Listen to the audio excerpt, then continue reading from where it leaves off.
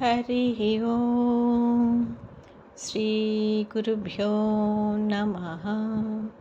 హరి ఓం.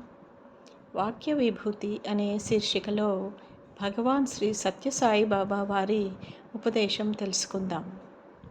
విచక్షణను ఉపయోగించు. విచక్షణ జ్ఞానమును ఉపయోగించిన నీలోని దుర్గుణములన్నీ మటుమాయమగును. నీలో ఉన్న నేను అనునదే అతను అను పరబ్రహ్మగా గుర్తింపుము. క్రోధము, ఈర్ష్య, అసూయలు లేని అహంకారరహిత సాధన వల్ల ఇది సాధ్యమగును. కోపము వచ్చినప్పుడు దయ్యము పట్టిన వాని వలె నీవు ప్రవర్తింతువు. నీ మొహము భయంకరముగా మారిపోవును. ప్రమాదాన్ని హెచ్చరించు ఎర్ర బల్బుల వలె కన్నులు అగ్నిగోళములుగా తయారగును.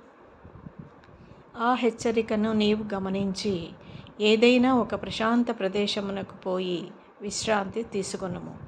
అంతే కానీ విచక్షణ లేని వదరుబోతుతనము చేయకుము. అహంకారము వలన ఈర్ష్య, అసూయలు తలెత్తును. అట్టి సమయములలో నీవు క్రమశిక్షణతో మెలగవలెను. విచక్షణ జ్ఞానమును ఉపయోగించిన కప్పపిల్ల యొక్క తోక హరించిపోయినట్లుగా నీ దుర్గుణములు మటుమాయమగును. కప్ప యొక్క తోక దానంతట అదే రాలిపోవలెను. నీవు దానిని కత్తిరించిన కప్పయే చనిపోవును. అదే విధముగా నీ విచక్షణ జ్ఞానము వలన నీలోని దుర్గుణములను తోకలు వాటంతట అవే రాలిపోవును. హరి ఓం శ్రీ గురుభ్యో నమః. హరి ఓం. ఓం శ్రీ సాయిరామ్.